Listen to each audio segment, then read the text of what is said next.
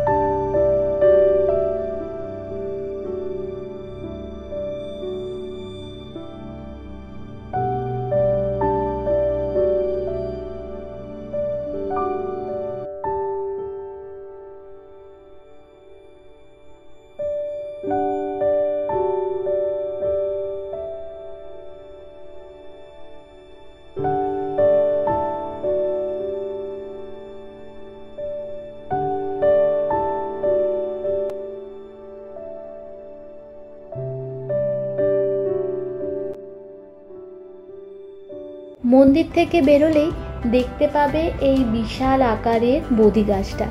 বোধি গাছটা এমনভাবে রয়েছে যেন পুরো মন্দিরটাকে প্রতিরক্ষার দায়িত্ব উনি নিয়েছেন।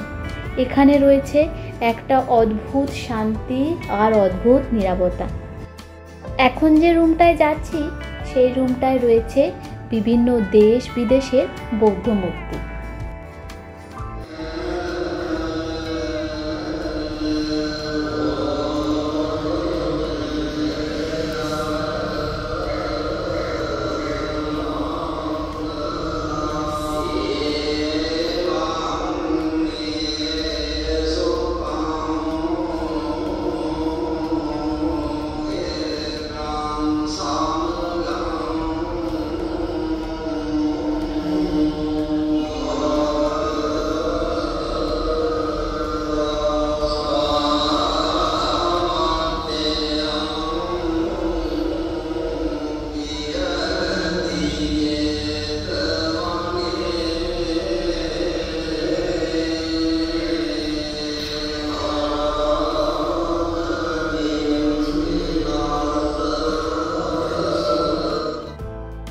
এই মন্দির প্রাঙ্গণে বৌদ্ধ মূর্তি ছাড়াও রয়েছে বিভিন্ন হিন্দু দেবদেবীদের আরাধনা করার কক্ষ।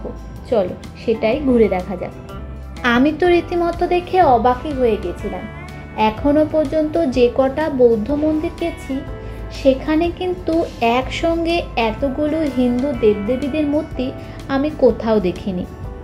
নেট দুনিয়া ঘেটে যেটুকু জানতে পারলাম, এই অশোকরামায়া বৌদ্ধ মন্দিরটি 1970 দশকের দিকে তৈরি হয়েছিল।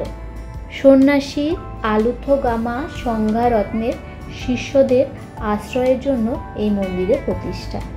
মন্দিরের ভেতরে প্রত্যেকটাই বৌদ্ধ মূর্তি কিন্তু দৃষ্টি আকর্ষণ করার মতো। তোমাদের কোন বৌদ্ধ মূর্তিটা সবচেয়ে বেশি ভালো লেগেছে তা কিন্তু আমাকে অবশ্যই কমেন্ট বক্সে জানাবে। আর এখনো পর্যন্ত যদি তোমরা আমার সঙ্গে থেকে থাকো তাহলে নিশ্চয়ই ভিডিওটা তোমাদের দেখতে ভালো লাগছে। তাহলে যাওয়ার আগে অবশ্যই লাইক, সাবস্ক্রাইব আর শেয়ার করতে ভুলে যেও না যেন। এইসব জায়গায় এলে এই অদ্ভুত একটা নীরবতার মধ্যে কিন্তু শান্তি খুঁজে পাওয়া যায়। এইবার চলো ওই স্তূপাটার কাছে যাওয়া যাক। স্তূপাটার চারপাশে রয়েছে বেশ কয়েকটা বৌদ্ধ মূর্তি।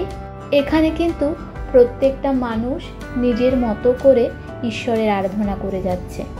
হয়তো বাড়ি থেকে যে কাজটা করার উদ্দেশ্যে বেরিয়েছিলাম সেটা সফল হলো না, কিন্তু এখানে এসে মনটা যেন পরিপূর্ণ হয়ে গেল।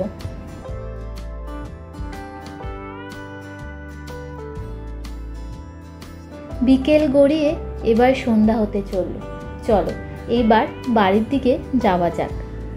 আজ তাহলে আমার কথাটি ফুরলো, নোটে গাছটি মুড়লো। খুব শীঘ্রই দেখা হবে নতুন কোনো ভিডিও নিয়ে, নতুন কোনো ব্লগে। ততক্ষণ পর্যন্ত সবাই খুব ভালো থেকো আর খুব আনন্দে থেকো। আজ তাহলে আসি।